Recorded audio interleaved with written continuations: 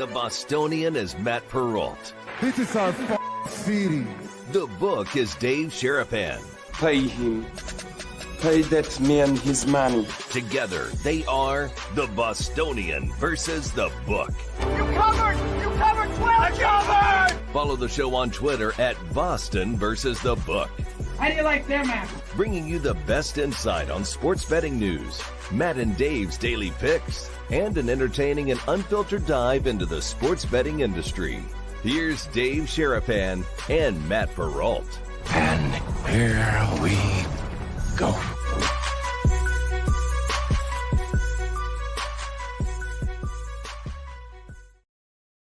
We can still say it, I guess. Happy New Year, guys. What's up? Welcome in to the first 2025 episode of the Bostonian versus the Book. He is Dave Sharapan. I'm Matt Perrault. We are live on YouTube at Boston versus the Book. Good to see you all in the chat.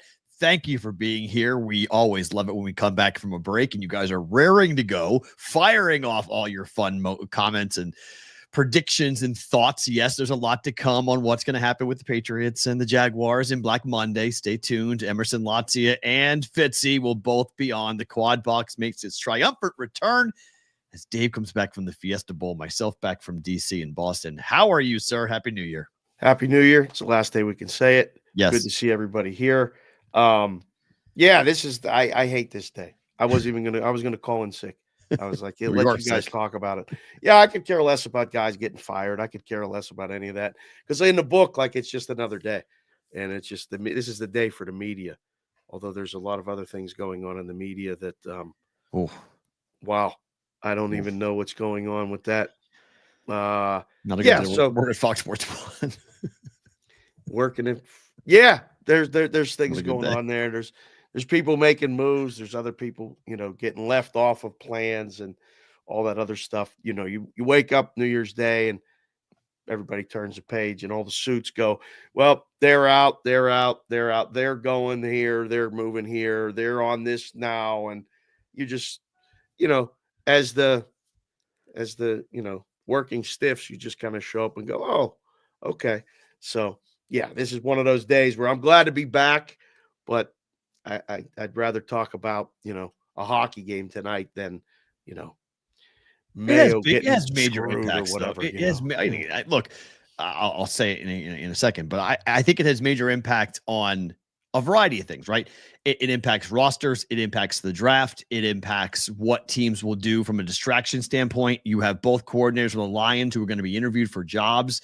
You've got coordinators who are trying to prepare for playoff games, like your offensive coordinator who's going to be interviewing for a job in New York. So you've got distractions for teams that are still in the playoff chase, and yet other teams are coming in and saying, hey, we may take you and your whole family and move you to a different city starting in 2 weeks or a week, depending on if you lose that playoff game. So I think it does have implications as to what will happen with the playoffs here for this year. And there's also a lot of, frankly, a lot of drama that will come along with this, with the Jaguars. Emerson's got a lot to say about what the Jags are doing. Fitzy's got a lot to say about what's going on with the Patriots and how the Patriots are going to wind up tackling this next iteration. But we do need to talk about the things that happened when we were off, because there were a lot of things that went on before we get to Black Monday, before we get to the playoff games coming up this weekend. You went to the Fiesta Bowl to go see Penn State beat Boise. What was that like? What was the atmosphere like? We saw the videos on your Twitter account. It looked like it was a pretty cool atmosphere. That was great. It was so much fun.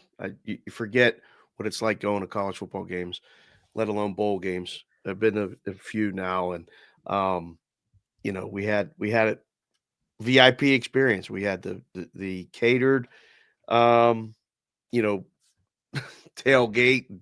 Then we found guys that have been tailgating at Penn State football games for 40 years, and they were out there and in Winnebago, and turns out guy knows a guy, and like we knew a lot of the same people back east, and it was so much fun. And it was my nephew's first football games.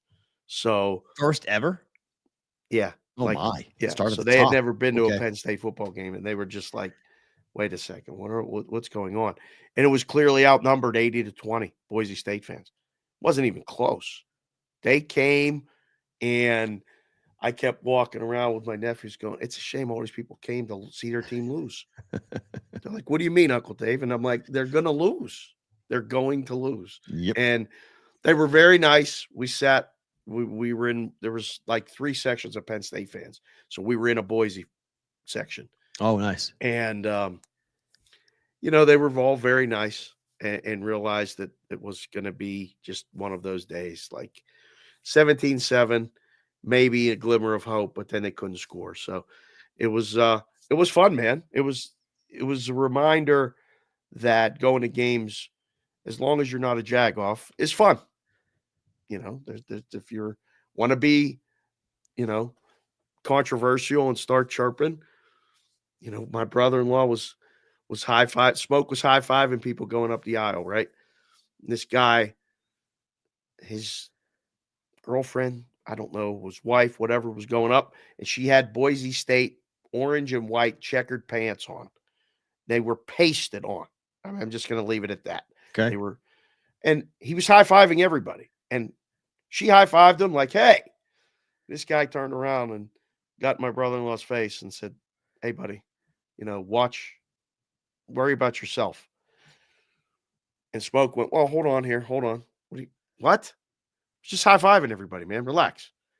And he takes 2 steps, then he turns around and he yells at him in front of his kids and me. Oh. If you want to do something, you can do something. And I stopped. I grabbed my brother-in-law's shoulder and I looked at the guy and I said, just keep walking. Just keep walking. What are we doing here? You want to get in a fight over a football game? Relax. What was the score at the time? Boise was down 24-14, I think. So, well, I guess it wasn't totally Something over. like that. But was he just like angry about he was the drunk. game? Just mad? He's drunk. Okay. He was All drunk. right. Well, Yeah. come on, bro. Like, grow Check up. yourself. Like, come Something on. like I Like, was like, well, seriously. what are you Like, what are we doing? Like, but that's the problem, I think, with.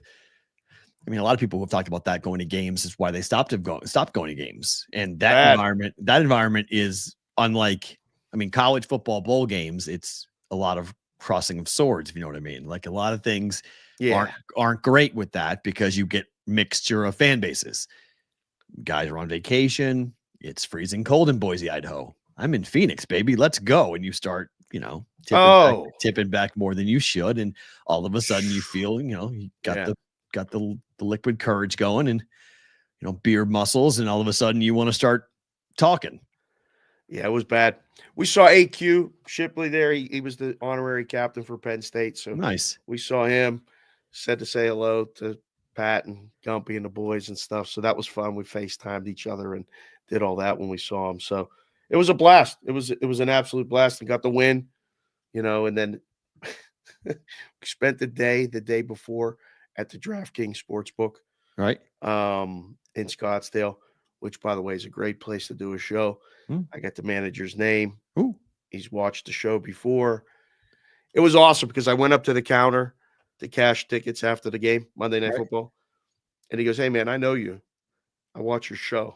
And I'm like, wow, really? So my brother-in-law was laughing and he goes, what's your last name again? I go, Sherapan. I go, Consig. He's like, oh yeah, you're the Consig. Yeah. So we may have a spot to do the show in Arizona at the book. What's the next major sporting event in Arizona? I guess the waste management, right? Would be the next. Right across the street, but we got no shot to do it for that. Yeah, a little busy. They have 400,000 people there. 400,000. Yeah, that's a bad weekend to do it. Right, and then every other weekend, opening day for the D-backs. I mean, spring training. You could just pick anything. I mean, spring training. I sent a tweet that I was there. There's 10 people would have come up and hung out. So I think it'll be a good place for a meeting place for our Arizona crew. Okay, so I'll keep that in mind for that. Yeah. I went to DC. I went to Boston. I went to DC for 4 days. For those of you who are asking about the Commanders, nothing. Like you would not even have known there was a football team playing in the entire region. There was nothing going on for the Commanders. I kept on asking, where's the Commanders stuff? Like, where's a shirt? Where's a hat? Like, nothing. I couldn't believe it. I was stunned at the lack of because DC really is a different type of city because there's so many international people who live there. There's so many transient people. It's kind of like Vegas in that way that they don't really have a diehard type of like core group. And I didn't go outside. I never got to Virginia, so I couldn't use Sport Trade. Never got over there. We were supposed to go on New Year's Eve to Old Town Alexandria, but like the biggest thunderstorm I've seen rolled through, like it was 60 degrees and it was like really loud and like tornado warnings, and it was pretty hairy. So we didn't do anything on New Year's Eve. We just stayed inside and stayed out of the weather. Crashed early, but I didn't see anything for the Commanders. And I thought I was going to. I thought, like, okay, we'll see. I had one conversation with one security guard because I was wearing a Patriots sweatshirt. And he was like, "You guys going to fire Mayo?"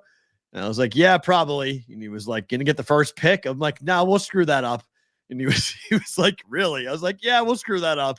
I was like, "We're not going to get the number one pick." He's like, "Well, who would you take with the number one pick?" I was like, "Nobody. I'd trade down." He's like, "Really? You wouldn't take Travis Hunter?" I'm like, "No, I got Christian Gonzalez. I don't need Travis Hunter. I need like 20 picks.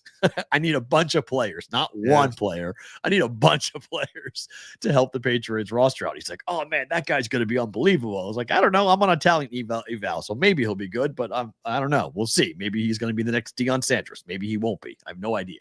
But I was like, I don't want the first pick in the draft. I'd rather trade down. So Pat's getting the fourth pick in the draft. It's, you know, it's somewhat discretion. Oh, the Cubs opening up a 4-game series opening day. Cubs and D-backs. Opening weekend. I don't know. Oh, all right. When was it? It wasn't cold while you were in DC. Oh yeah. Oh yeah. Oh yeah. Oh, It was frigid. Look, we're bundled up. Like cold. It was freezing. Yeah. It was lows in the like 32, 33 degrees, somewhere in that range. Highs in the low 50s. But when the wind blew, it was cold. Like it was a cold trip. Madeline got a chance to it was much colder in New Hampshire. When we left yesterday, I think the low was 17 when we left. Okay. In New Hampshire. So I got a chance. And it's funny because Brooks, Amanda's son, had a hockey tournament that we went to. And I spent the longest time I've spent in a rink in a really long time. And you know that cold that seeps into your bones when you're there for like an hour and a half? Oh, for sure. Yeah. I don't know if I've been that cold in my life. Yeah. I was like jackhammering cold. Mm-hmm. I was like so cold. I had to go to the car. I was like, I can't believe this. I have to go to the car. But we were in Auburn, Maine. Air temperature 21 degrees outside. Yeah. Inside the rink was probably, I don't know, 29, 30 degrees in the rink. Yeah. The coldest rink I've ever been in my life. Never been in a rink that cold and spent that long of a time watching 2 different hockey games going on. So that was an experience for me to kind of go, all right, that's something I don't want to do very often. Yeah. It's a long time. To do that. We drove by the Holocaust Memorial. My daughter actually, she had a list of things she wanted to do, and that wasn't on the list. We did a tour. We got on a bus tour, and we saw the Holocaust Museum on the bus tour, but we didn't actually stop to go into it. But we did all like the big ones. We did the Smithsonian and the National History and the Lincoln Memorial and the Washington Monument. And you can't go to the White House because the White House is getting ready for the inauguration. You can't take a Capitol tour because we were there when it was closed getting ready for the inauguration. So those are the 2 things we didn't do. So if we had a chance to go back, we'd do the Capitol tour and we'd do the White House tour, but we pretty much did everything else from a, hardcore tourist perspective that you want to do, walking around DC and whatnot. And I think it's just fun. I learned a couple of years ago when I took Maddie to go see Taylor Swift, and that was her Christmas gift, that experiences for when I give my daughter something for Christmas, I want to give her experiences versus things. And so like, I didn't do it the last year. I gave her things and I was like, this doesn't feel right. So this year I wanted to do something. So that's why we did the trip to DC, and hopefully I'll do that every year now. Just pick a spot and go to some trip somewhere to take her to expose her to different cultures or different, parts of the country or whatnot. So she picked cold. She didn't want to go norm. I said, you want to go warm? You want to go cold? She said, I'm in cold. I want to go to cold, which is kind of the opposite of kind of how most people think. Most people would go, it's cold in Vegas. I want to go somewhere warm. She didn't want to go somewhere warm. She wanted to go somewhere cold. So that's where we picked DC and bounced her on there. So it was fun. But, when we're off for as long as we're off, it's kind of like, okay, you get ready to go because there was a lot of things that we missed while we were gone. In the Final Four of the playoffs, you saw your team cash the ticket to the Final Four. What's the feeling for Penn State coming out of 2 games and 2 wins and 2 covers? Well, I mean, they got Notre Dame. It's the rivalry there. It's decades long. So I don't know. They're dogs. A lot of people like Notre Dame. That's it. I can't wait to watch it. It'll be Thursday. Hopefully we'll find out here later today where we'll be watching it. So I can't wait. I'm excited because, shame about the SEC. It just had what do you mean? tough There's time. one team, the top seed team left. that's been in it for new first time in the SEC is carrying the banner for them. It's great. They had a rough bowl season. It's rough. Bama lost to Michigan. Why are you forgetting I don't know it's how funny that you happened. say this because the number 1 seed came from your conference. The number 1 seed came from your conference and got embarrassed to the point where I thought it was a misprint at halftime. I don't know how that happened. That's in your conference. So you're going to talk about Texas and the SEC. You should talk about Oregon. Happened, though. What happened to I'm Oregon? still trying to figure that out. What happened to Oregon? What happened to Oregon? They lost. Ohio State played a perfect game. 34-0. Ohio State. You talk about Georgia all you want. You get 34-0. It's 34-0. I was asking about the SEC. I was trying to figure out what happened to Bama in the bowl game. Oh, well, that was, Alabama's, DeBoer's got a problem. DeBoer, I've been there. I watched it. It does not get easier. He better win the national championship next year. Who? Kalen DeBoer. Win the national championship. Oh, yeah. He better, the clock is ticking. Win more games than they lose.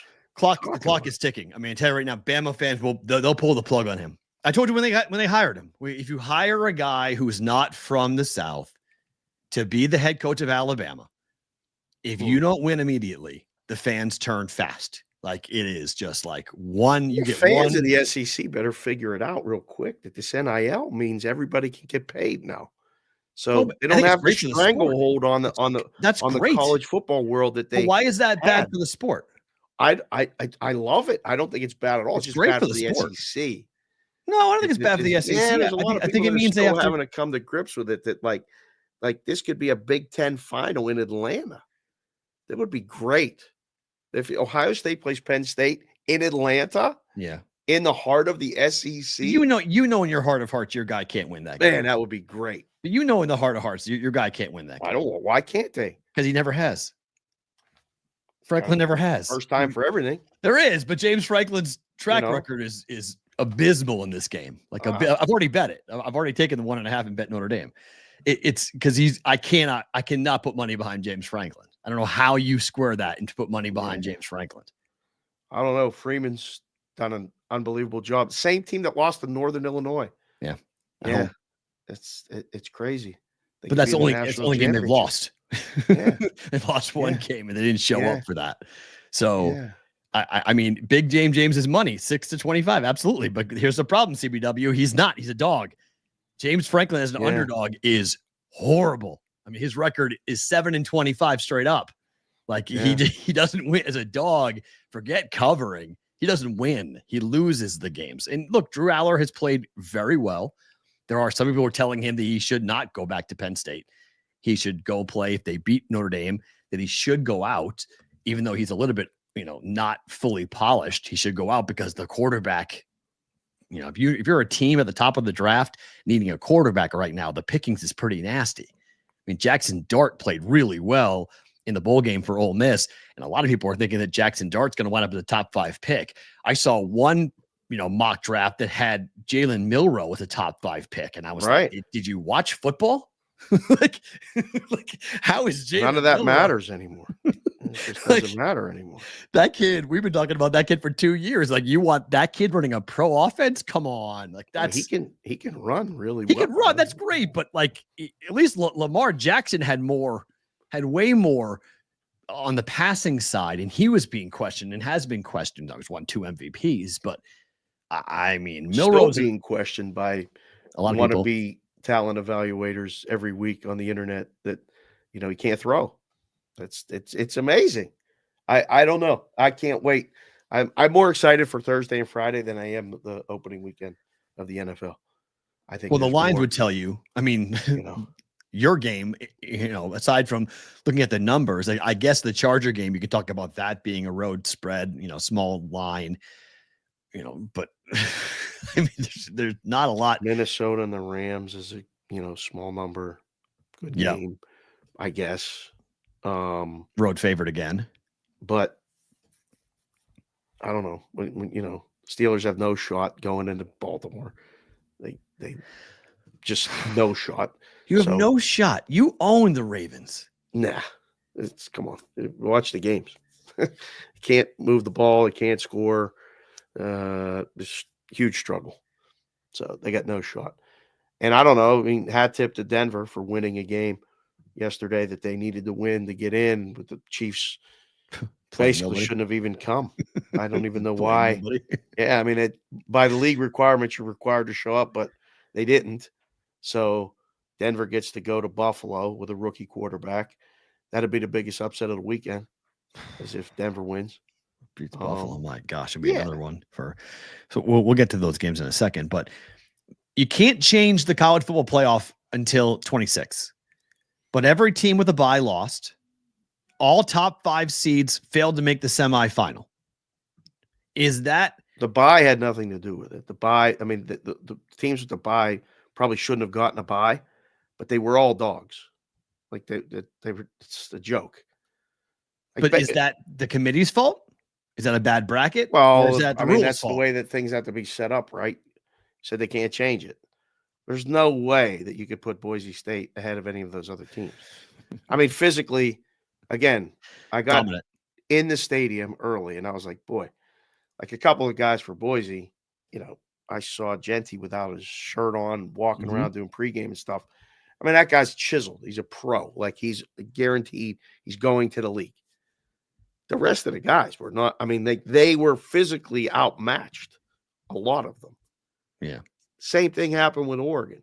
Meadowlands Rob, we went to dinner Friday night. Me, him, his son who turned 21, Joey Balls. That's his nickname, Joey Balls, and Krakenberger. And I asked him specifically, you were 8 rows from the field. When they came out for warm-ups, he goes, Dave, I was going to call you and tell you to bet everything you can on Ohio State. They were that much bigger than the other team. Arizona State was awesome.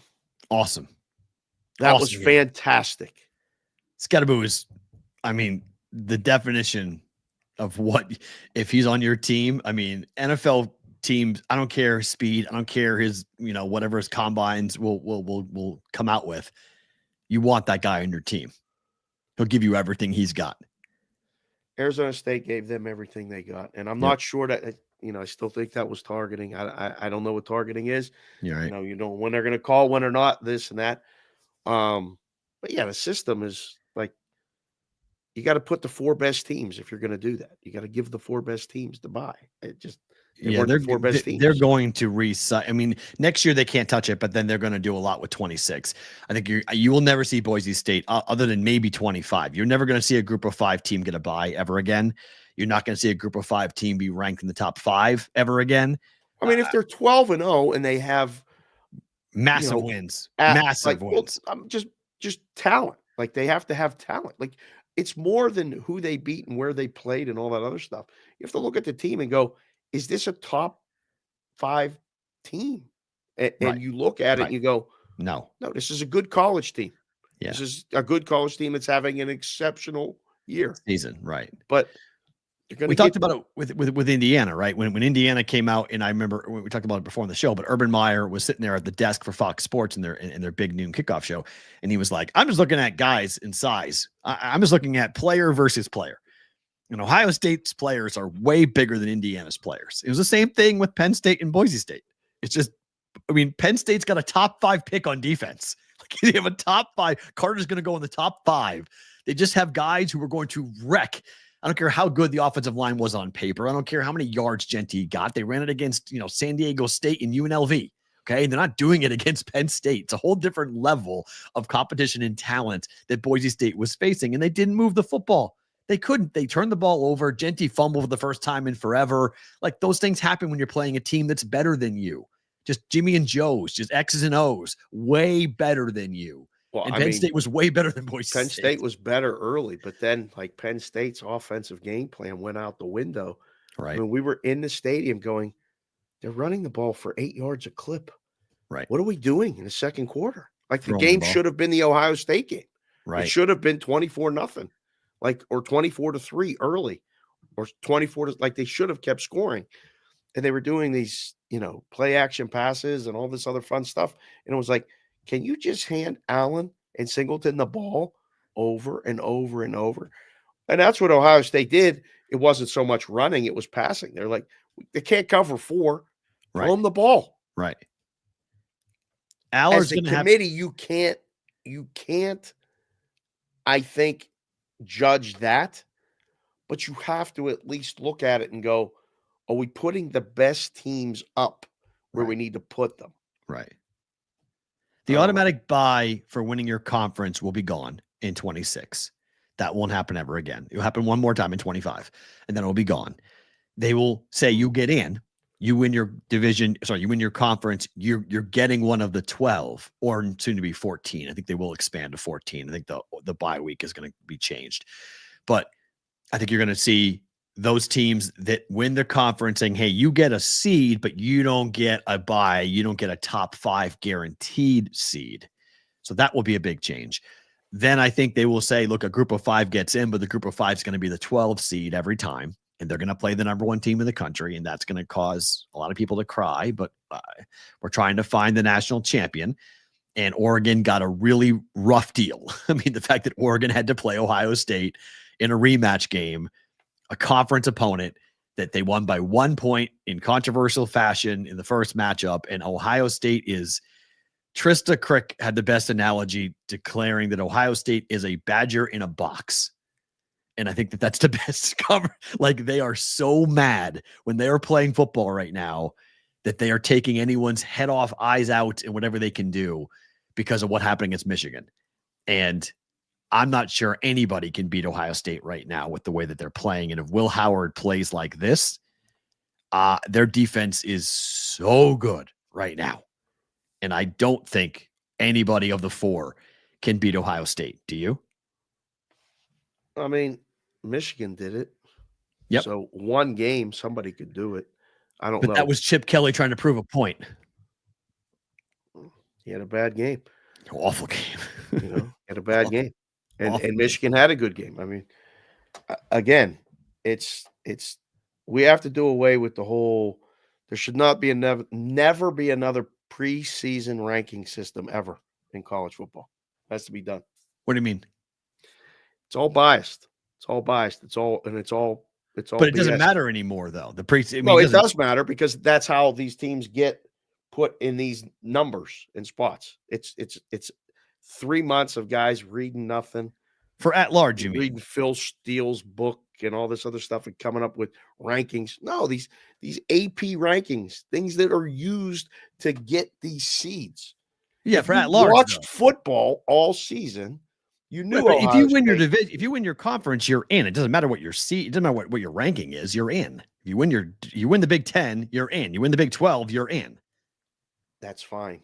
But if you watch the Big 12 during the season, did you think that the Big 12 was the same as the Big 10? No, but I don't think the Big 10 and the SEC. Because the SEC, no matter what anybody says, the SEC people will tell you the SEC is they're playing a different league. I mean, That's Lane talent Kiffin said it. evaluation. I mean, it may not be teams, but talent evaluation would tell you that over the last 10 years, there have been more draft picks out of the SEC than any other conference. yeah, it's changing. Well, okay, we'll see. We'll Right, see how it it goes. always We'll see how that. It's 1 year. I mean, it runs in cycles, so it's 1 year for the Big 10. It's a good year for the Big 10. But if Texas wins Last it all, year this would make it year number 2. Last year was pretty good too. for Michigan, absolutely, yeah, and they beat Alabama, and they beat a team from the SEC coming into that, which is good. I don't think years now for the Big 10. it's not a bad thing for college football to have that. That's a good thing for college football to have. I don't think it's I don't want one conference dominating everything. That's not fun. You want multiple. You want it to be a competition. You want it year in, year out to look around. That's why the NFL is so popular. I mean, again, I think it's like the 35th straight year or something that 4 teams that did make the playoffs last year are in the playoffs this year in the NFL. Like, that's great. Like, you want that turnover. You want new blood. You want new teams, and you want new opportunities. I mean, Duke just paid their quarterback $4 million a year. Duke played a quarterback. I don't know if that's good at all. $4 million. Like, what are we doing? I don't know if that's good at all. And they're calling it a salary. Sports. Yeah. I mean, they're literally saying, we're paying our quarterback. Duke is paying their quarterback $4 million a year to play. So it's like, what? So how that happens, how that goes, going to be an interesting couple of years for sure, NAL wise. All right. These 2 knuckleheads here. They are here. We're starting 2025 out pretty hot, boys and girls. Let's get into it. The one and the only return of the quad box. It is Fitzy. It is Emerson. Jeez. Both in Boston or / New England joining us here. The Jaguars fired their coach. The Patriots fired their coach. Boys, Happy New Year. How are you? Oh, God. It's nice to see that Emerson is still joining us from the W hotel room that he's renting. Honestly, this is my wife's decorating. You better watch your freaking mouth, buddy, because she could walk in any minute. Already? We're already She going. there? She there? No, yeah. she's getting a facial right now, and not the good kind. Oh my God, we're there already. All right, as a big rules of engagement guy, I just like to know how we're going to play. So if that's the case, last time Emerson vaped on camera. So I'm just going to take a whole bottle of gummies. That's it. Just do it right now. And have fun. Yeah, just that's enjoy good. it. And those Emerson should go ahead and vape. I'm going to get high as shit. Yes. I want to feel absolutely nothing. And my radio show tonight is going to be wild. guys, Fitzy and I kissed yesterday in a box at I the heard. Patriots game. That was real? How did this go? How did the Emerson Fitzy meetup at Gillette go? I was babysitting like Duron Harmon's kids, like up in like the family box, and all of a sudden Fitzy comes out of nowhere and just gives me a hug, and then we kind of lean in for like a smooch. I liked it. It was nice with Emerson's sort of like GQ stubble. I was like, oh, this is what it feels like to kiss a skill saw. Right? I had to see him. He was here a couple weeks ago. Yeah. Fitzy. We were trying to invite you out at the same time, but I actually had to touch Emerson's beard in person. Yeah. To see if it was real. I thought he got a tattoo and like made it like that color all the time. You know the maintenance involved in that beard, Fitzy? Yeah. In his top scaping? Yeah, I don't even want to know what goes in the bottom scape. I can only imagine. It's easy. I don't have to do it a whole lot. I don't go super bald, but I like to keep it short because then it looks bigger when the hair is shorter. Speaking of driveways, Emerson, I was just outside shoveling mine because it's currently snowing outside. Oh, wow. And immediately the reference that came to mind was, you strike me as the kind of like real life Charles DeMar from Better Off Dead. I was just shoveling long lines of snow. And I was just imagining you out there going, do you have any idea what the street value of this driveway is? My man. Let's get into this because we'll start with the Patriots and then we'll get to the Jags because I know Emerson's got a lot to say. Patriots are such a bungling buffoonery that they can't even lose right, Fitzy. No, they can't even. The one thing they were good at this year, they couldn't even freaking find a way to do in the final game of the year. And I was looking around at other people. They're like, yay, Joe Milton looks great. And I was like, does anyone else just feel like a Cybertruck exploded outside of their soul? What are you doing? Lose. Okay, so let me run a theory by you because I'm sitting there, I'm watching it. I'm in New England, so I'm watching this with Patriot fans. And I'm looking at Mayo's face, and I'm like, he's trying to win. And he knows. I was like, he knows he's getting fired after this game. Somebody's tipped him off, and he's playing Joe Milton, who looked tremendous. Yep. You know he had to have known that, hey, against the second and third string guys that the Bills are going to put out there, I think our backup quarterback can move the football, which he clearly could. Was he trying to win to stick it to Kraft? Was Mayo's whole thing was, I'm out, you're not getting the first pick? We will be told otherwise by more properly informed sources. Robert Kraft himself at his apology presser that he just did like 45 minutes ago, where he did take ownership of the blame for putting Mayo in a position to fail, unfortunately. So I thought that was a very good mea culpa, and the pressure is on whoever next takes over as the 16th HC of the NEP. But you cannot convince me otherwise. When Mike Reese in the post-game presser, Matt, says, oh, hey, Gerard, we noticed that we couldn't see the stand up to Jewish hate pin that you wear in honor of Mr. Kraft, which was visible every other game all year. Ooh. We couldn't see that. He's like, oh, you want to make something of that? Okay, it's fine. If you want to make a story out of that, that's cool. Like, duh, there's a reason why, coaches' wives didn't show up yesterday at the stadium. They knew. There's a reason why he wasn't wearing the pin. There's a reason why he was smiling and had Joe, instead of just like, oh, wow, hey, Spiro Ditas along with Adam Archuleta and Aditi What's-Her-Face here on CBS. Oh, that's the 17th straight handoff to Terrell Jennings. Wow, what a game plan by Van Pelt. That's what that was the edict. Yes. That was the game plan. The Bills used to be much better at losing than the Patriots, guys. Now they've improved to the point where they're smarter than the Patriots and they're better at losing still when they need to. Yeah. Why would Sean McDermott want to live with, mother effer, we helped the Patriots get 2 new linebackers, a D tackle, and a wide receiver for May. We never should have beat them January 5th. Yeah. Okay. So I was mingling with some, relatively important people yesterday, and I'm not making this up. Someone did tell me that Mayo did know before the game that he was gone. And then I was also told, and again, for once I'm being serious, that in the one-on-one meeting that Mayo had with Kraft compared firing Mayo to the day that he buried his wife, which seems a little dramatic. Which seems a little, which it seems a little excessive. So he didn't go that all the way in on the press release that he sent out this morning. Kind of went in that direction a little bit, but apparently he told Mayo that this is just as hard getting rid of you as the day that I had to bury my wife. Which I'm like, okay, well, this is a reflection on you, Crap, because this was your handpicked guy that you didn't want to interview anybody else. Mm-hmm. And a great analogy I heard yesterday was you gave Mayo a tricycle and asked him to win the Tour de France because you didn't give him crap to work with. Like, but the tricycle was also missing a seat and a wheel. Right. Hey, I would sit on that bike.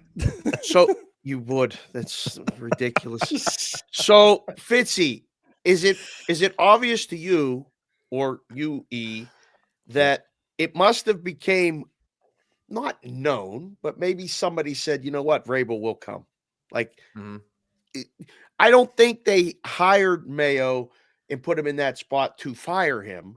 But now that someone better is available, or a homegrown guy or one of his guys, right? Like somebody says, all right, you know what? That guy, that was going to work out and that was our plan. But this is what rich guys with money do all the time. Right. They just replace the old with the new right away. Yeah, Emerson, if you're going to take a drag that big, could you at least say Dracarys next time, like on Game of Thrones? I know. I'm just completely burning the hair off my dog. Yeah.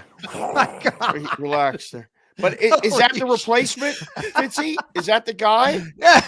I'm sorry, Dave. People that are watching are like, yeah, no, I want to hear Fitzy's answer, but the lung cap on Latzia is unbelievable. He's strong. Now, okay. Now, look, Robert Kraft, Belichick had many great points, many terrific points. Melania didn't have the best points. He had a lot of great points, but one of the, being that like we were bottom of the league, 27th in cash spending overall the last 10 years, and saying that kind of points back to some of the frugality that either the Krafts and the organization approached building the team with, or that they leaned into because guys like Brady, who were willing to take less to do more, kind of got them hooked on the idea of like, why should we have to spend? Brady's taken half of what other quarterbacks are taking. Let's just find guys willing to buy into the idea of take less to do and ultimately win more.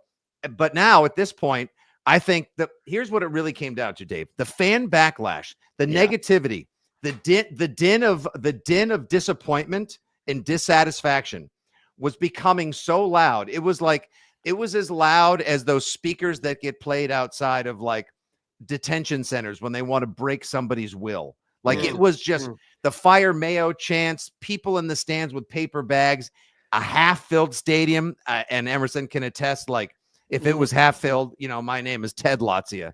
I mean, that place was Dude, it was empty as my soul. 60% empty, bro. It was 60% Yeah, it was. empty. It was I maybe thought 30,000 people there.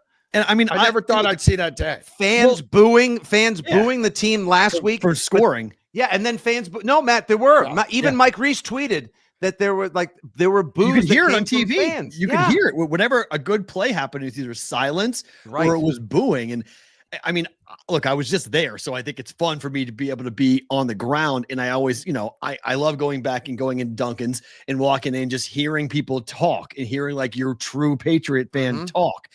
And there was no excitement for what Mayo was going to do in the future.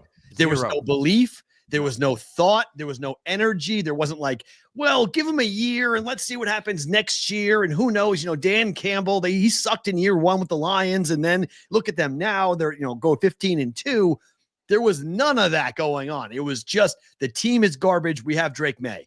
The team sucks. At least we have Drake May. They're the Matriots. That's exactly what I've been calling them. They've got Drake May and listen, if I could go onto Handsome's application and place a wager as to exactly when the decision was made, I would say Friday afternoon, Dave, because the backlash to Jelani Tavai's comments that on our radio station on the morning show when he said, I get it, they're fans, but sometimes they need to know their place. It was bad, Dave. The backlash he told the fans basically, you need to understand that you're not in a position. This didn't make national news. This was a local story in New England that I got while I was there.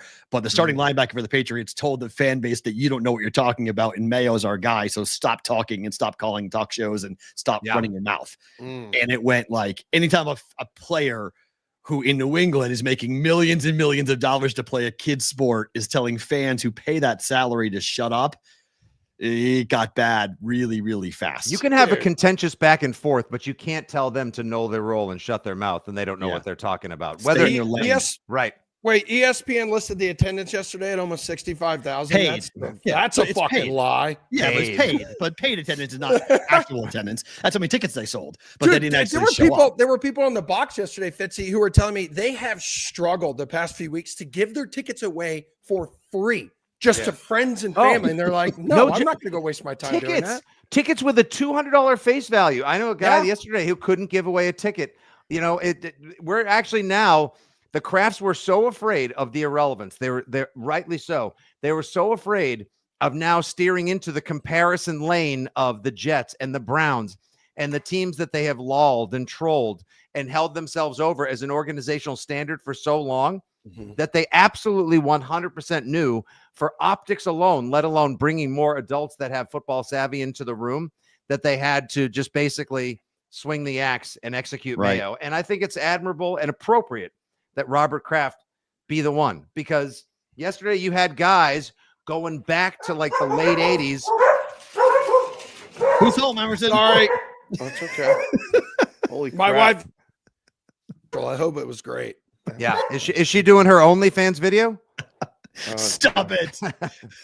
Face in those videos. It's just her feet. Like, I'm live on the beat.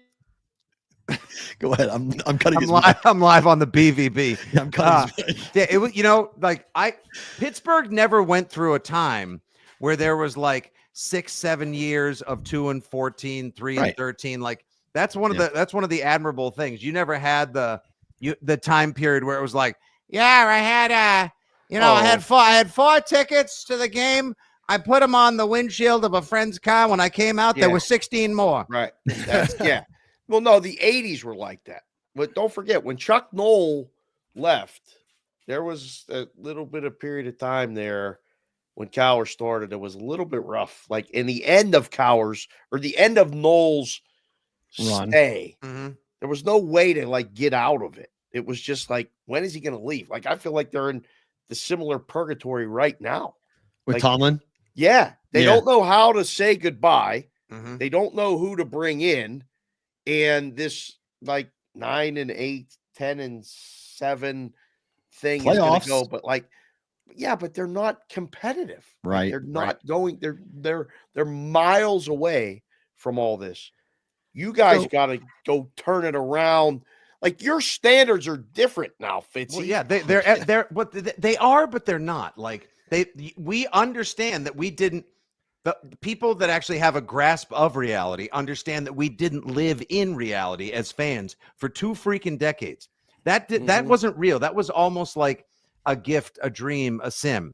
Now we are back in reality. Now being able to hopefully go 10-7, even if you lose the last couple of games, and Freiermuth obviously needed to go on to Temu and buy a set of hands, like or made the wrong purchase. Hey, listen, I'm bitter right now. Keeps popping up on my It phone. won't stop, right? It's every That's second. what we had. We had a football Temu, not a football team this year. Like that's reality. Like, being 10-7 is being like, hey, we were in it this year. We competed. It was great. And Emerson, just because he roots for the Jags, living in Boston, like this is home. But no, he can tell you there is no positive dialogue, no positive anticipation, no good zhuzh around the Patriots now at all. Now you losers all know how it feels to be me for 30 I want to get to years. I want to get to the Jags, Emerson, here in just 1 second, but can I say one more thing? Can I say one more thing? I mean, this isn't like a huge surprise, Fitzy. People want to know whose kids you're actually babysitting. That's the first order. No, I swear to God. I mean, like I'll text you guys a video right now of me with Duron Harmon's kid. I was getting him to stop crying, and then he had like football gloves that he grabbed from the locker room, and I was putting the gloves like on his hand, and I mean, I just looked like an incredible father figure. Side note to that, Duron Harmon was my guest on the In Stadium talk show yesterday. He was awesome. Oh, wow. Yeah, he was such a cool dude. 5 kids. Such a cool dude. 5 kids. Wow. Willingly went into a 0 blitz every morning as a parent. But Fitzy, yesterday, Yeah. It's not a huge surprise. I don't know what you're hearing. I heard people yesterday well connected saying Vrabel's the guy. Okay, that's right. Vrabel is the guy. Well, he changed Bet his on it. Twitter avatar to him and Brewski celebrating in 2000. Leverage. So right, Yeah, so exactly. Why do you think he went to talk to the Jets? It's like, come on, nobody wants that job. Hold on, but they're going to interview Ben Johnson, the OC of the Lions. So is that just doing their due diligence, or is Vrabel getting the job? Because I think if Vrabel gets the job and Josh McDaniels comes back to be the offensive coordinator, I think everybody's going to be ramping back up again. And this year is an anomaly, and let's go to the draft and see what they can do. No, Yeah, I feel like it's not just Vrabel's job to lose. It's Vrabel's job. And only if Ben Johnson first zooms in and then subsequently actually comes to the stadium and lays out a plan that blows their mind. And he details exactly the program building, all the play designing. I still think, because the Crafts have that whole thing of like, we want to be forward looking, but my God, the past was so great. We need to just clutch onto a little bit of it. And Vrabel will be Belichickian enough, and he's a grown-ass man that doesn't listen to anyone. He's big, he's intimidating, and he was pretty damn good in Tennessee. I'd bet, I'm sure the odds have to be like, minus 500 on Vrabel getting the job now. They would be doing organizational malfeasance not to talk to Ben Johnson and maybe the Notre Dame coach and a few other folks if they can get their Marcus time. Freeman. No. Oh, no, they might. They very well might. I mean, I know it doesn't mean anything when coaches say that they're going to stay somewhere, but Freeman, just signing that extension, like with Notre Dame and stuff. Like, just he Marcus seems Freeman. pretty happy He's the right coach now. of the Patriots. Yeah. I'm just saying, but no, is it Vrabel? 100%. I would bet, and I bet you fans will go 6 to midnight if he says, it's Vrabel. Yeah. Here's how we're going to do business. I'm going to get you back there and get you back there fast. And I'm bringing in McDaniels as well. Right. That should be Drake May's dream, to have somebody like that just sit down and work with him, because he's and everyone's so playing underrated. the clip from this past last year, or 2 years ago, when he went into the Patriots Hall of Fame during the bye week for the Titans, and he was talking about how special the Patriots are, and he's like, "Aren't you the coach of the Titans?" And he was like, "This place is not like everywhere else. It's a unique place." And everyone was like, "Are you selling yourself?" It's not like this anywhere. Now we got a football game to win. You're It's on a national. bye, coach. Right? Like, what are you doing? Right? And Like, have you what are also doing? heard, Dave, Matt, Emerson, have you guys also heard that one of the reasons why, in addition to the fact that Amy Strunk, whatever, the owner of the Titans, Bud Adams' daughter, she was so put off by him going up there and being a handful to deal with that there was also this story that it was difficult for a lot of people to relate to or engage with Mike Vrabel because he's so giant. He's huge. Really? He's like this. He's like Hagrid from the Harry Potter novel. Right. Huge guy. He's like 6'9" and just like. I would just. Yeah, I love staring at like large men like that, like in my presence. Seriously, but I know that sounds weird, but I'm fascinated by how. Hey, who's the producer? Clip that line off and send it to post. So, hey, all right. listen, I was hoping it was going to be Ben Johnson in Jacksonville, but then of course, like you had Florio reporting this morning that Johnson values alignment with the front office, which I do think is important, and there's not going to be any alignment in Jacksonville because Trent Baalke is staying around. I don't know how this guy continues to have a job. Emerson, dude, why is that happening? Why are they keeping their GM?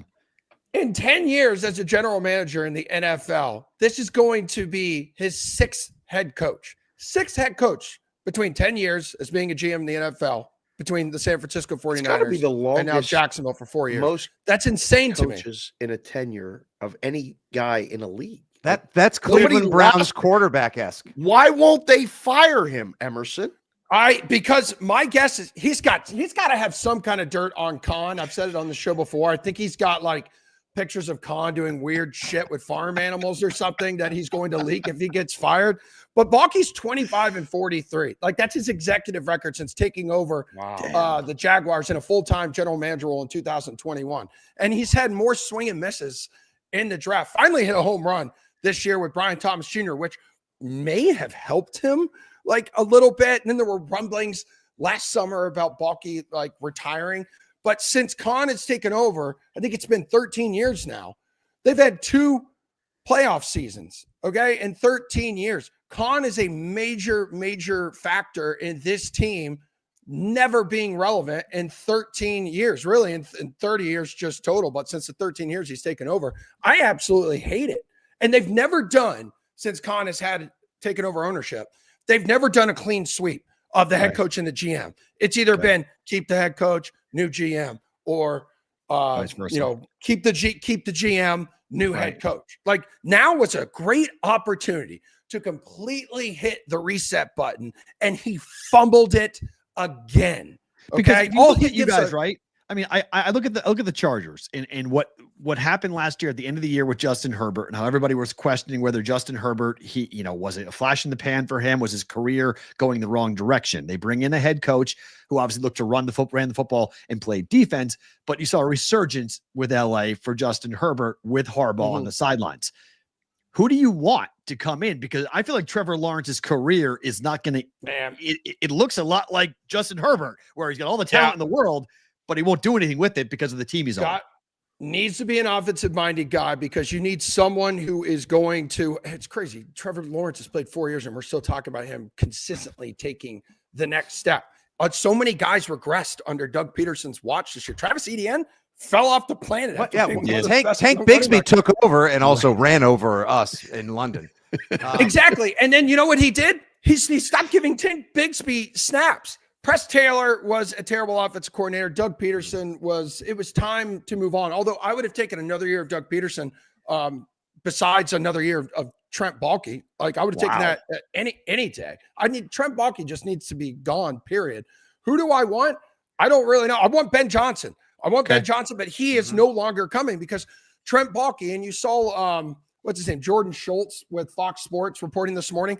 The reaction he got from NFL execs around the league saying, I can't believe Trent Baalke was not fired this morning because all it's going to do, and Albert Breer reported it too, it's going to hinder the Jags and who they have to choose from in the coaching pool. Like, what are you doing, Shad Khan? He's not a football guy. I'm never going to completely hate Shad Khan because he did get us a new stadium. Should be done in like 4 years or whatever. And he did get a new contract signed with the city. So the Jags are around for another 30 years.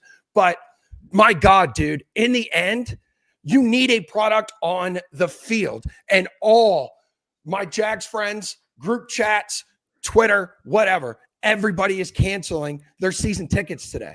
It's like people are posting. I'm panicking.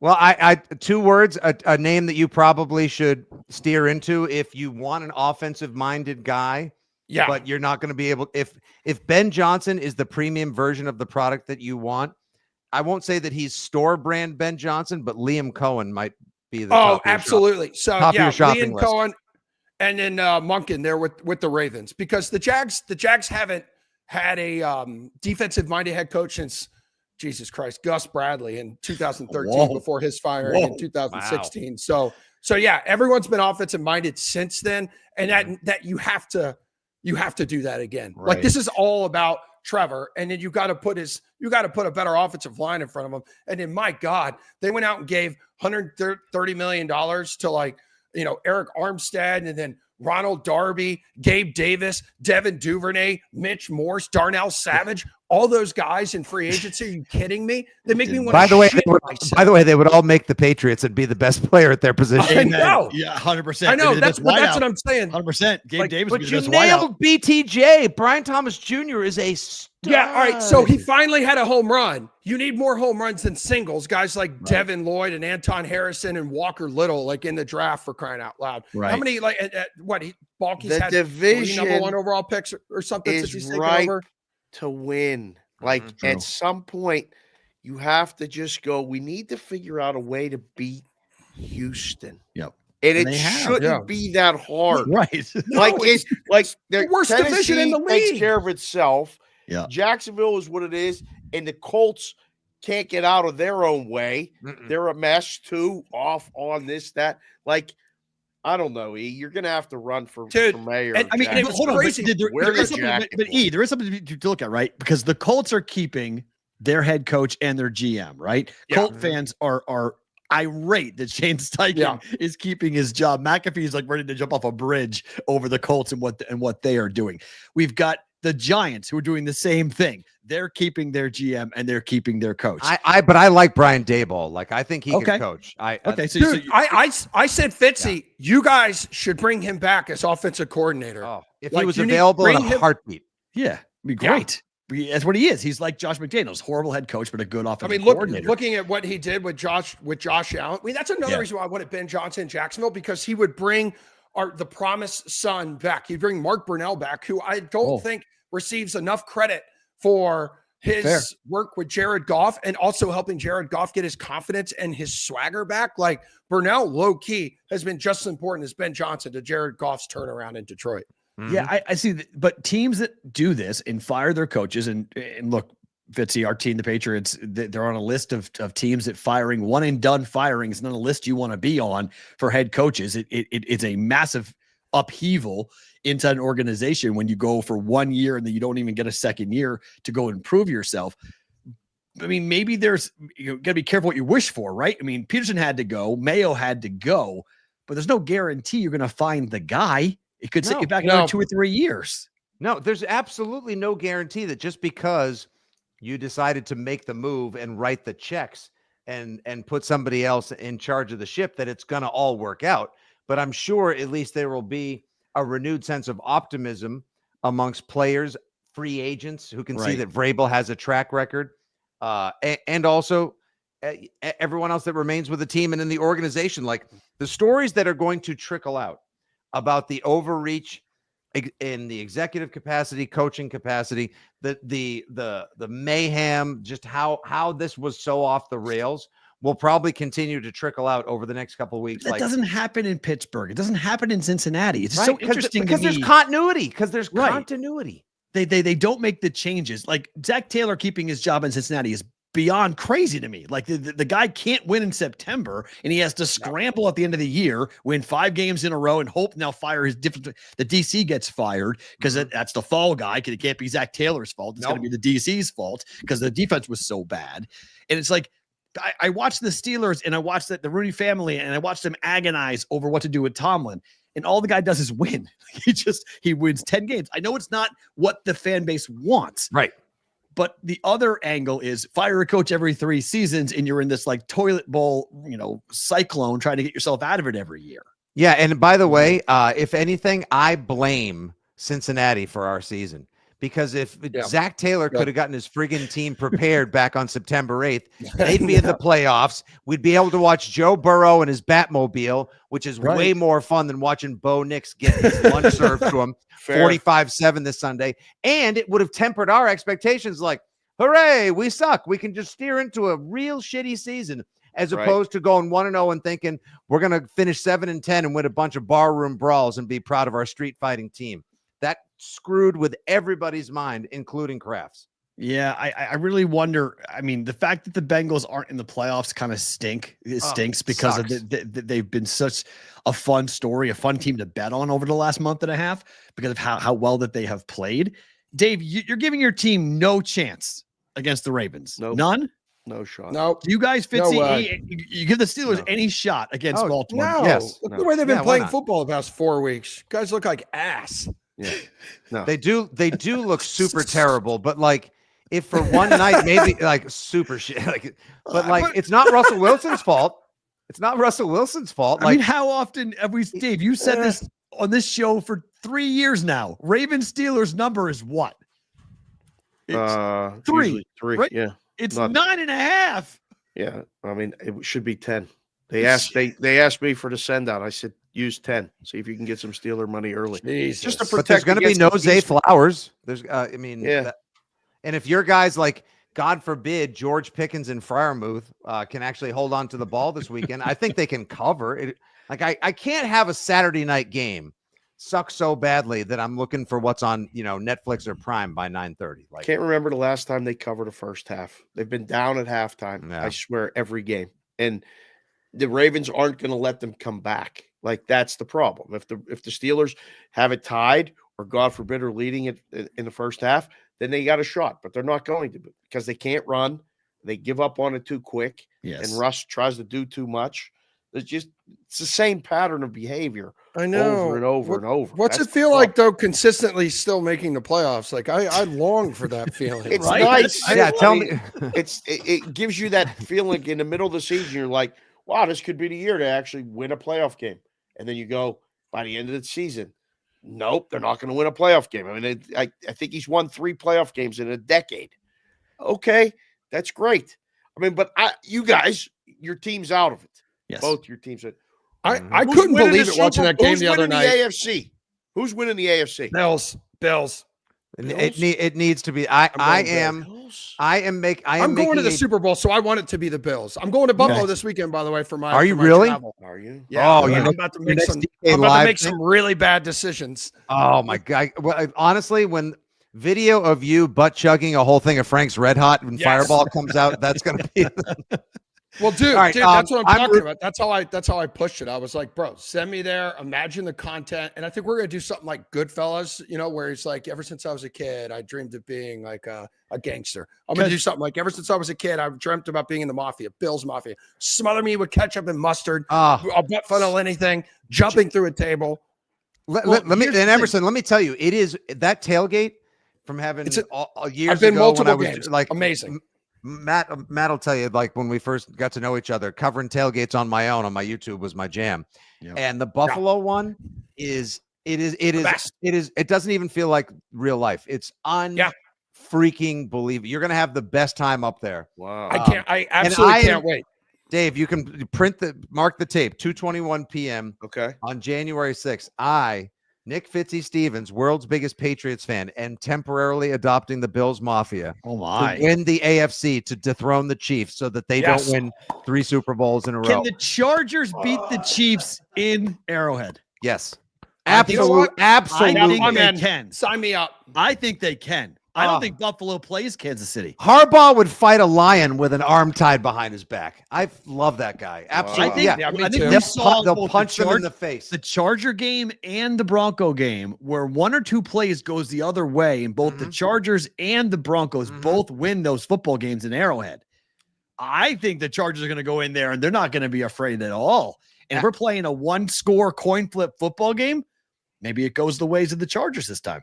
Because Harbaugh will tell his guys, go out there, and if they call you for a penalty, that's fine, but we'll set the tone. Hit them again, and hit them harder. Just the same way the Patriots used to always win. Be tougher, be first on the ball, be aggressive. That's exactly the way you're going to beat the Chiefs, because you're not going to get in a track meet with them. You're not going to try to get in a scoring fest.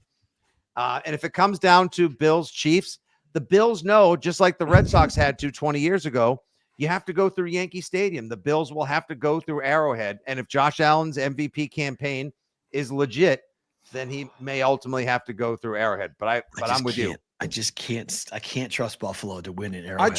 I know it's tough, especially if I want it to happen too badly, but I can't trust. I know. All I want is it. when I'm in New Orleans for 10 days for the Super Bowl, all I want is it to be, I want the Bills, I want Detroit, I want two desperate fan bases. That's what we want to hear in Vegas. You just want to get that desperation. Yeah. Bills Lions, one of them is guaranteed to win their first ever Super Bowl. 0-4 versus never been there before. Did you see last night that video that hit the socials with Campbell talking to his guys, handing out the game balls? Yeah. He gives it to that cornerback who's a reclamation project. And he said, hey, just want to thank you all. Oh, yes, Dave, get me one size 8, you beautiful bastard.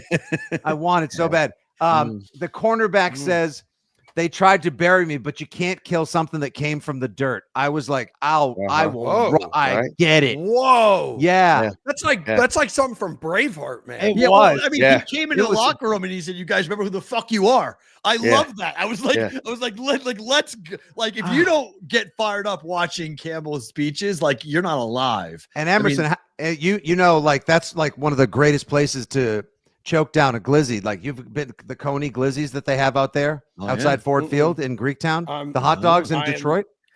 Buddy, put it in me. I'm ready to go. I'm serious. Why don't you have shirts that say "Put it in me"?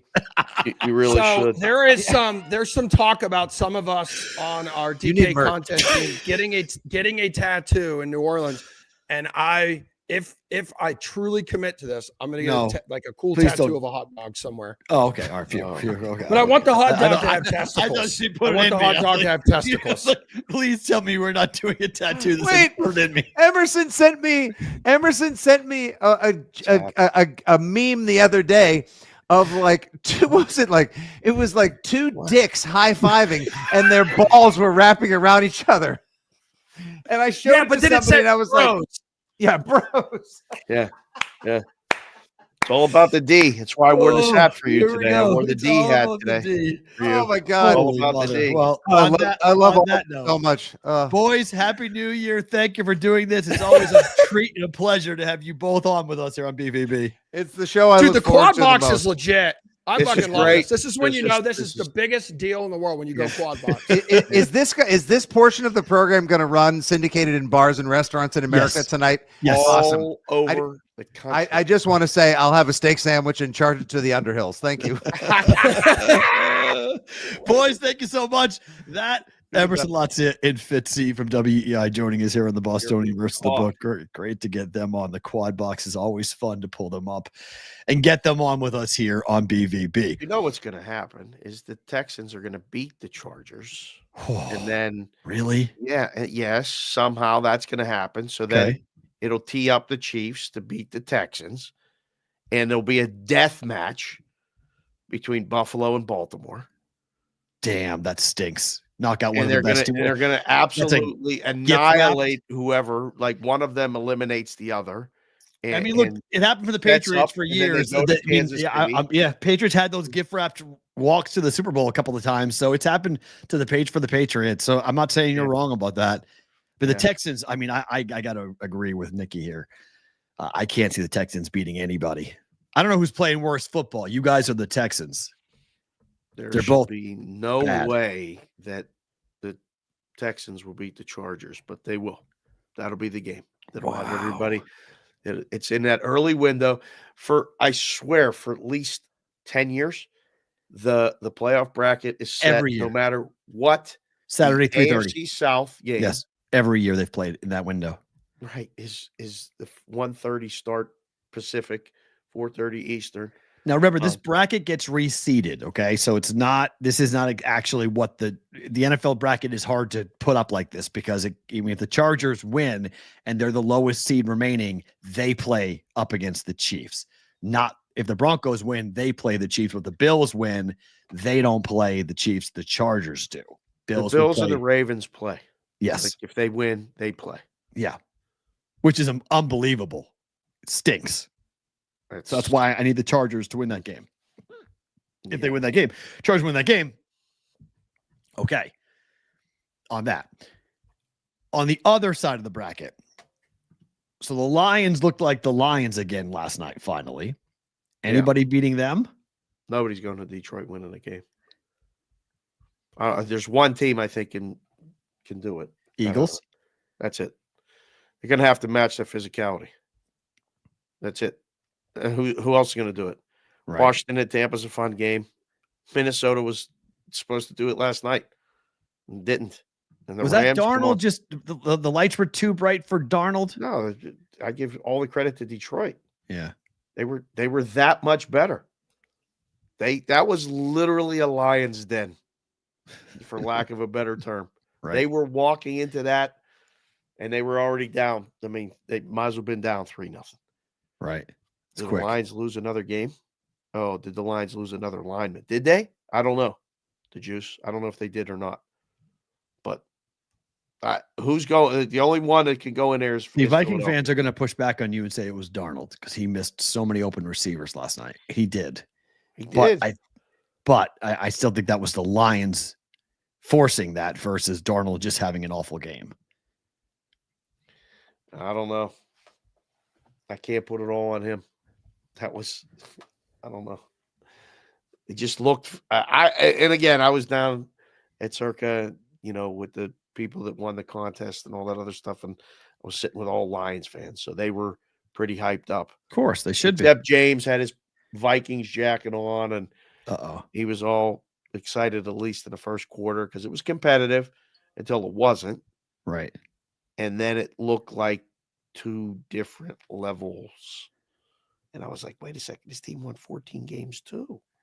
Whoa.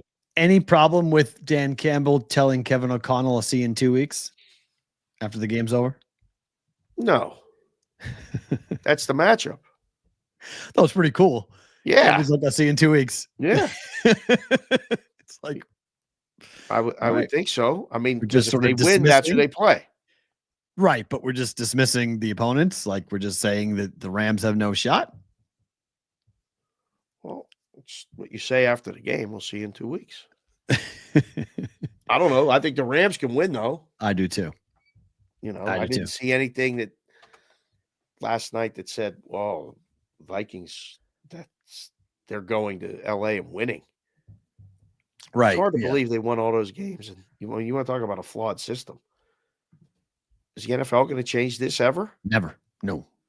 There is no interest in changing the NFL in the way the NFL does it. And I Well- like it. I like the way the NFL does it personally. Win your division. Sorry, you had a great year. Didn't win your division. You're on the road. Yeah. I don't know. I think the Lions, not that they figured anything out. They figured it out all season. They're just better. Physically, Yeah. faster, physically stronger, playing that aggressive, all the time. People have been saying RIP for the Vikings since Halloween. Yeah. Like people have been betting against the Vikings saying they're frauds. They're 14-3. Like at some point they're 14-3. Is next weekend the best weekend in sports? It's the best weekend I can remember from a 4 or 5 day run of football. If you're a football fan, Thursday, Friday, Saturday, Sunday, Monday, 5 days full of playoff games. I just hope the games are good. Because if the games are good, it's an unbelievable run. Like you just don't get these next 5 days, you mean? Thursday semifinal, Friday semifinal, 2 games on Saturday, 3 games on Sunday, and 1 game on Monday. 5 days, all playoff days, Thursday to Monday, all playoff games. I hope the games live up to the billing. Right. I'm not sure they will. Yeah. And I'm with you though. I think the college games most likely have a shot at being closer. I mean, without a doubt. Quinn Ewers was a Buckeye. Now he's at Tennessee. They're 5.5 point dogs. Texas. Sorry, UT wrong. Texas. Now they're 5.5 point dogs for Texas at Ohio State. Notre Dame is 1.5 point favorites on Penn State. I mean, the numbers would tell you the college games Thursday and Friday will be more competitive than 9.5 for the Ravens against the Steelers. Yeah. Big dogs. I mean, even Sunday, like Green Bay's beat up. Yeah. Green Bay's beat up. I think they're going to have a tough time against Philly. That one could get, and that one may be boring. Like, yeah. Well, if Love's not healthy, if Love can't play the way he's capable of playing, forget it. Then that's done. It's over. It's see you later on that. We'll get to those games here in just 1 second. One more coaching question. Would you hire Rex Ryan back as a head coach if you were the Jets? I have no idea. I think I would. Why? Because he's not afraid of anybody. Like he literally said publicly, I'll end Aaron Rodgers' country club lifestyle. Like he literally said that publicly. Like he's the only coach. He's the only coach the Jets have ever had that Patriot fans were afraid of. They've never been afraid of. Patriot fans have never been afraid of any coach for the Jets except for Rex Ryan. He just has an aura about him where, whether it be from his dad or just his life in the league or being a football guy, like he was Dan Campbell before Dan Campbell. Yeah. Like, and he had success. Yeah. So I'd hire him back. If I were the Jets, but then it makes the Johnson family irrelevant because Rex Ryan's not going to listen to a single thing Woody Johnson had to say that my teenage son is not involved with the football team right now. He had to say that publicly this morning. Like, that's insane. He has to talk about his teenage kid not having a say. Well, they ask all those questions in New York. I mean, it never ends. I think you need a guy. I mean, you need a guy to kind of say F you to the media. Agreed. You need a guy to say F you to everybody. I agree. I would hire him. If I were the Jets, I would 100% grab him. I would say, sure, like, let's run it back because someone said he'd be the best coach in the division. I don't know about that because I think McDermott's pretty good, but he'd be up there. He'd instantly change the whole AFC East. As long as he's given that period, I mean, like, you're not hiring him to be a one and done. Fair. And you have to say, all right, we're hiring Rex. It's a 3-year deal. You know, all right, say what you're going to say, get it out in the first year, and we'll be happy if we win 7 games. Like, because they're a mess. You know, Aaron Rodgers isn't staying if Rex Ryan comes in. Could you imagine if he? Is that a bad thing? Is that a bad thing? No, I mean, force him out. From the Jets. Yeah, that's what I mean. So, force him out. And again, you know, Aaron, if you're watching the show, I mean, I know you pay attention to these things and you hear things, and we know a lot of the same people. I'm not telling you that I know anything. All right, I know nothing, but I know that he's leaving if Rex goes. Yeah. If that's what they want, this is a way to do it. Now, I mean, yesterday you gotta hire him and going. There's gonna be bumps. There's gonna be this. There's gonna be that. But it's his team. Yeah, agreed. It's the only way these things work, P-Roll. Yeah, I agree. And I think also what Rodgers said yesterday, a media member asked Rodgers after the game against the Dolphins and said, somebody close to you has been saying that this was your last game in the NFL, that you're going to retire. And he said, well, people are close to me. Like he was kind of like making a joke of it. Right. And I think there is something to be said for that. I think there's something to be said about Aaron Rodgers walking away, regardless of who the head coach is, that Rodgers might just go, you know what? It's done. Like, I'm good. Like I don't need to be, I don't need to do this anymore. And so whoever the coach is, Aaron Rodgers is walking away, which leaves the team in a really tough spot because you traded for, you got to pay Devontae Adams. Garrett Wilson stays, which is good, but you have to draft a quarterback in a draft that does not have a great quarterback class. So, yeah, but like they may move up. Correct. Yes. But to get whom though? Because there really isn't that. There's like 3 quarterbacks that have first round grades and none of them have top 5 grades, but they're going to go in the top 5. Do it to go get a star. They'll go get Shedeur, something like that. thing came out over the weekend about him saying that there are numerous NFL scouts that do not even have a first round grade on him. They don't think he's that good. There's going to be a lot of hype around him. And I can't say that. I mean, the throws he makes, it's the same thing with Cam Ward. It's like, okay, for every great throw that he makes 2 ridiculously bad throws that are boneheaded. And in the NFL, those are the things that get you fired. Like you get cut. Cam Ward throws jump balls left and right. Like he makes incredible plays, but he throws across his body. He does things that you're like, what are you doing? In the NFL, you can't do that. And if he tries to pull it off, that's a problem. Milroe can't throw. Like he can't throw. He's an unbelievable athlete, but he can't make the throws. I don't know. They bring Darnold back? That would be ridiculous. Wow. That's an interesting opportunity. You bring Rex Ryan back with Sam Darnold. Oh, wow. Good to see you, Cubby. And put Zach Wilson to the backup. Wow. Bring back Zach Wilson too on that. These are just our first look at the games. We don't make picks or anything, but just our first glance at the numbers with the Chargers laying 2.5 on the road against the Texans. Number was 3, and then it came down to 2.5. Road favorites at the NFL playoffs. You know, you just said the Texans. They stink. They do stink. I mean, if you power rated all the teams in the playoffs, they're last. Right? Wow. Texans are lower than the Steelers. Pittsburgh is equal. Yeah, equal. Right? Somewhere in that neighborhood.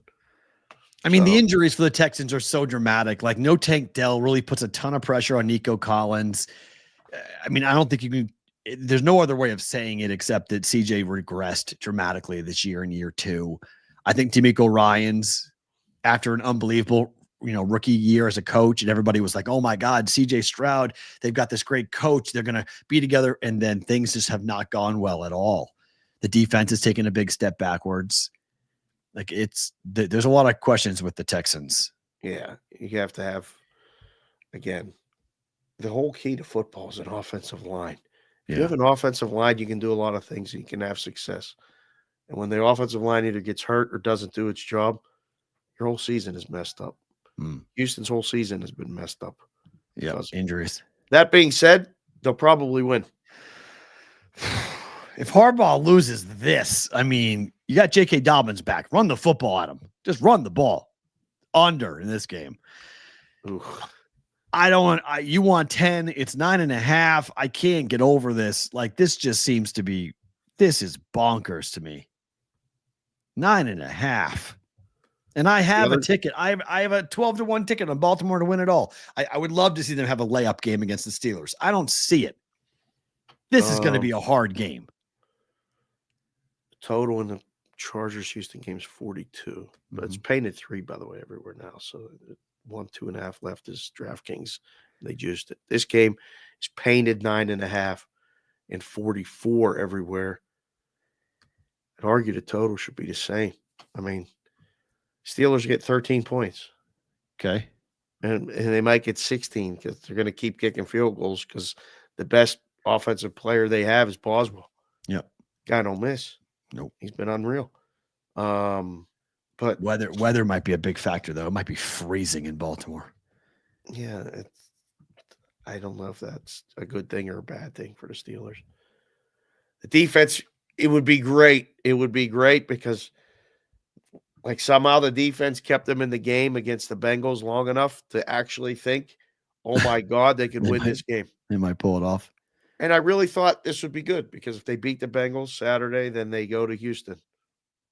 Couldn't even do that.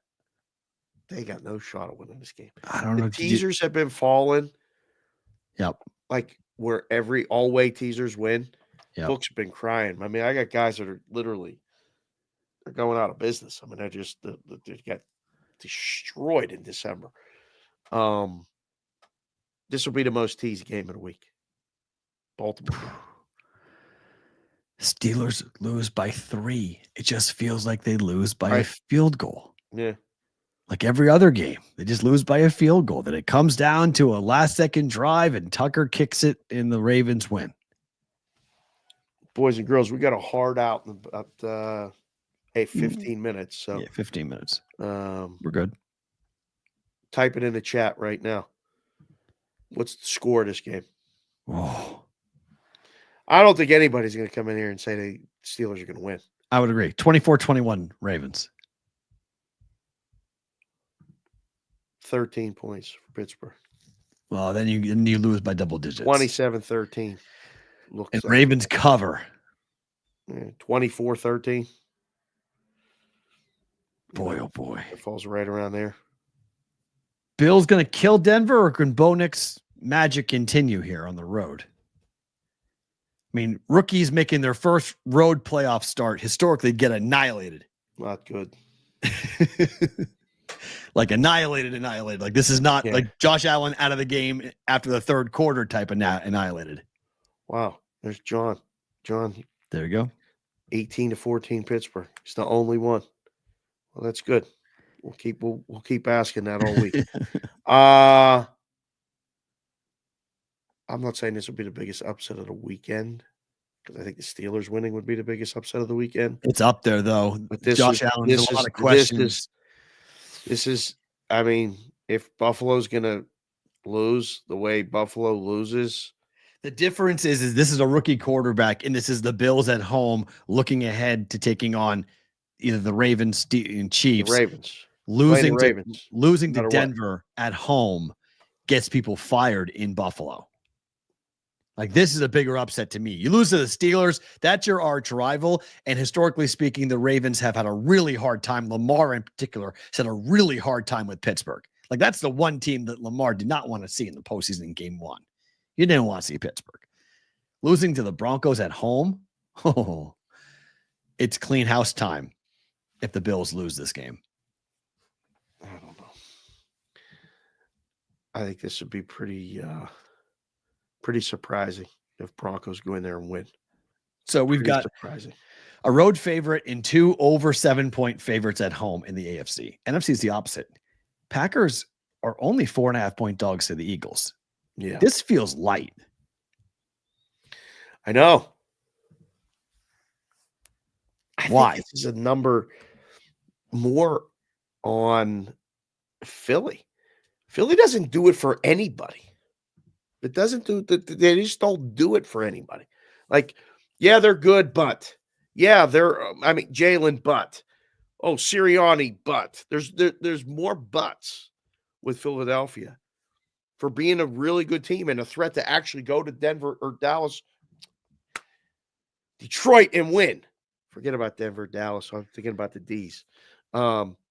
Philly's really the team that is the best that could do this, and they're only 4.5-point favorites against the Packers, who are beat up. Going to go. What is this going to be, a shootout type game? How the Packers going to score all these points? Everybody remembers first game of the year down in Brazil. Okay. These teams are drastically different from those. Drastically different. Drastically different. Drastically different. And I think also one thing that is kind of surprising to me with this, with A.J. Brown on the field, Eagles don't lose. Packers may not have their quarterback, but I mean, with Saquon, did you have any problem with Saquon not playing in Week 18? No. Not going for the record? No, he plays and gets hurt, and then it's the Everyone end of goes the season. crazy. Right. And I get why. And I mean, I suppose would have loved to have seen him play right. in the natural course of getting reps and playing. But If no they one else needed the was game. playing. Yeah. If they needed the game. And frankly, it would have been like a Babe Ruth situation because it would have been in game 18. So he would have broken a 17-game record in game 18 or 16-game record in game 17. So is that really breaking the record? You have a whole extra game. So I think that's one reason why that I didn't have a problem with him sitting, because it would have been an asterisk for me anyway with this. But I like the Eagles at least. What am I missing here with the Commanders and the Bucks? What do you mean? Why are the Bucks favored? Talking about Why are they favored? rookie quarterback again on the road, making his first playoff start. Okay. So this is all about just this, because if you watch the defense play for the Bucks yesterday, they should have no problem scoring on Tampa. The Commanders should have no issue putting points on the board. Give the kids a poll right now and vote who wins this game. Bucks or Commanders? Outright. Yeah, just who wins. Okay. I think you'll be surprised. I think you'll get way more Bucks votes. You think Washington waltzes down there and wins? Yeah, I don't know. I do. This is the Sunday night game. The total's 51. Highest total of the week. Not surprised by that at all. No, not not with that defense. That defense is atrocious. Yeah. Yorkie, me and you. Let's go. Me and you, Yorkie. Go with Washington. Public will be on Washington. Is that true? All you're going to hear is rookie quarterbacks on the road making their first start in the playoffs are like 0 for 1,000. Yeah, but Jaden Daniels is different. That's yes. I think you'll hear that. I think it'll be the poll will give us a good indicator who people think are going to win. I don't know. It's a Sunday night game, so being 3 to start is a good number. Okay. Because it's not going to move. Okay. And then finally, the Vikings are road favorites to the Rams. Oh, this thing's going to end with the Rams being favored. Wow. I think if one game's going to move and flip, it's this one. Really? Yeah. Yeah, the Vikings looked bad last night. There's so many questions about Darnold. And the Rams won the division. And, they got the better coach and blah, blah, blah, blah. Yeah. Rams money's coming. Huh. Not saying it's right. I just think that they're going to bet this thing and drive it the other way. Yeah. I don't know. East East out. Here come the Vikings. Already Viking bet fans. it. Going to wake up today with money in the account. They're pissed off. All right. I mean, I got the purple D. Gotta keep the purple alive. It's either going to be Ravens, I love Detroit. Baker Mayfield. How can you not love Baker? I'm so pissed off though because I bet over. Books were smart. So Mike Evans needed over 88 yards to get to 1,000. I bet over 91.5. He wound up with 89. Right. Breaks the record, but stays under his prop. Yep. Nice skill shot by the books there. Took everybody down yesterday with the Mike Evans props. Oh yeah, that number was super inflated. Well, because he had to get 88 yards to get to 1,000. Right. So you made it like I'd have made it 95. And just said, go get it. Well, I'd have let you bet under. Oh, under came in though. That's fine. But I wouldn't have let you bet over 89. Yeah. I'd have let you bet over 95. And if we took some under bets to that, would have been fine. So be it on that. Yeah. One quick one, and then we'll get some other story. We get to better book it. Northern Illinois officially is moving to the Mountain West Conference in football for 2026. That means they have a team in Chicago and a team in Honolulu in the same conference playing college football. Geography doesn't mean anything anymore. Doesn't mean anything. Like Big Ten is coast to coast. Nothing matters. But it's a 6-hour flight from California to Hawaii. It's a 4-hour flight from LA to Chicago. I mean, it's a 10-hour flight to fly from Honolulu to Chicago to play a football game, a Mountain West Conference football game on top of that. Like, what are we doing? Did the volleyball team transfer too? Like Only football. It's a only football. It's only football. It's just a football move for Northern Illinois. It's to make sure that they can be eligible for the playoffs. They had to get to 9 teams to play college football. Okay. So nothing like saying any of the rules Mountain West, like Northern Illinois. Yeah. The mountains right of Chicago. Yeah, it's awesome. The mountains, yes. The mountains of Illinois are where we're going to wind up having all this. Yeah, I that was announced this morning. It's official. I was like, that doesn't make any sense. Time for Better to Book It.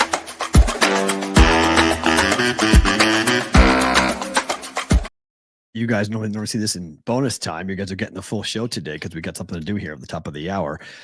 Better to Book It time. I don't know. I was really delirious last night. I got home at midnight. It was 3 a.m. Eastern, midnight here in Vegas. And it was just like, I've never seen Sunday night airport because of CES. I've never seen it that busy on a Sunday night. Oh yeah. It was Looney Tunes. There were so many people. There's so many people in Vegas today for CES. and I was in Terminal 3, and I was like, I'm glad I'm not in Terminal 1 because Terminal Right. 1 probably was way worse. So I got home, I was just like looking around. I'm like, I just want to fire on contrarian things. I like the Nets tonight against the Pacers at plus 9.5. Number's 10 now. See, I didn't even look at the Nets lost by 29 their last game. I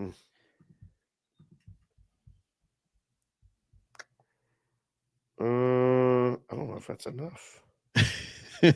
They beat Milwaukee and they beat the Pacers bet this a month ago. I mean, The Nets a month ago, the Nets beat the Pacers in Brooklyn as 3-point home dogs. They won outright. Now they're 9.5 home dogs, and there are 2 players out for Indiana. It's a shorthanded Pacers team, but the number keeps on inflating because the Nets just lost by 29 points. Yeah, I'm gonna have to say I'll book this one. All right. One of the top over teams in college basketball, the Wisconsin Badgers, which makes no sense, but they are. He scored 100 points the last game. Over 155.5 between Wisconsin on the road at Rutgers tonight in the Big Ten. Big Ten basketball, by the way, is taking over Tuesdays. This is interesting. Like they're kind of putting a flag on Monday rather. They're putting a flag down on Mondays. After Monday Night Football, they're saying we're playing big games. I think over. Yeah. It's now 157.5. I think this is a bet over. This is a bet it. Yeah. 2-point move coming up on this. And then finally, Minnesota hasn't covered since November. College basketball. Please don't get the Vikings fans more the mad. Gophers haven't covered since their first game of the year. Yet the number's only 5.5. It's 5 at some books now. It's hard to lay the points on the road, man. I'm taking the Gophers plus 5.5 tonight. Good luck. To shock the world. Good luck. That's a book it. Good luck. Let's go Gophers. Yeah, let's get it done. They're 1-9-1 ATS over their last 11 games. Okay. Yeah. I like Minnesota. They're bad, but Ohio State's not much better. Going with the Gophers to cover. Lose by 3. Boy, oh boy. Back against the wall game tonight for the Gophers. It should be a bad loss for the Buckeyes if they lose this game. Bad loss. I mean, you look at these ratings. Like I just opened up the ratings page and stuff. Like Minnesota's at the bottom of a lot of ratings. Yes, the barn's going to be rocking, Kevin. I agree. Wow. They're coming in with that. They hate Ohio State on there.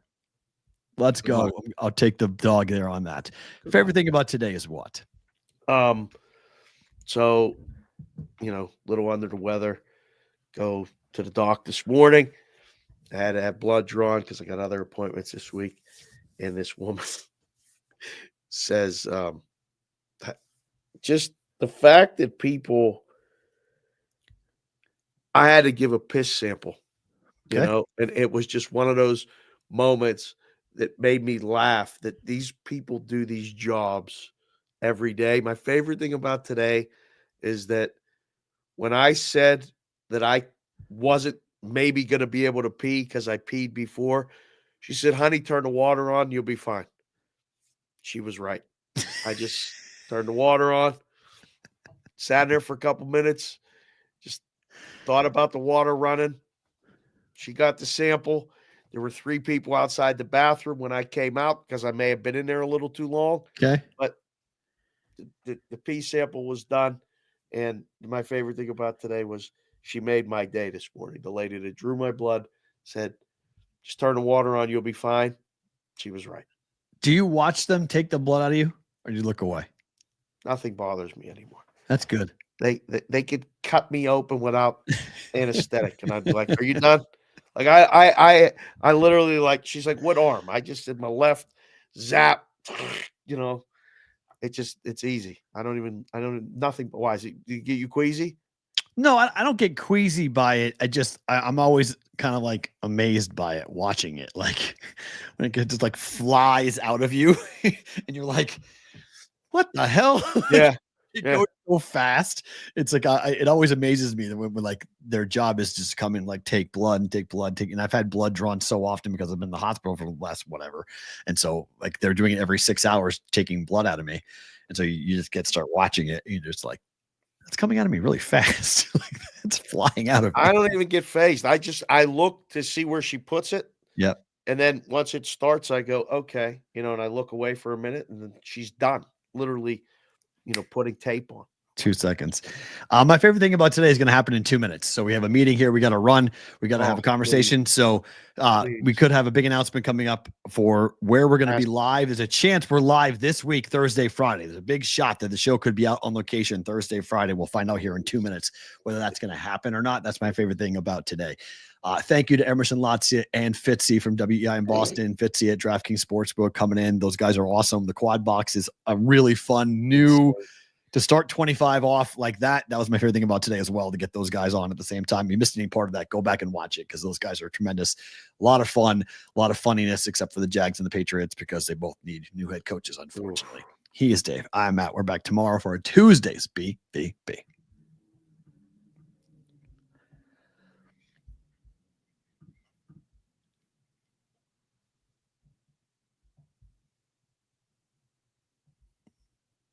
And hold on.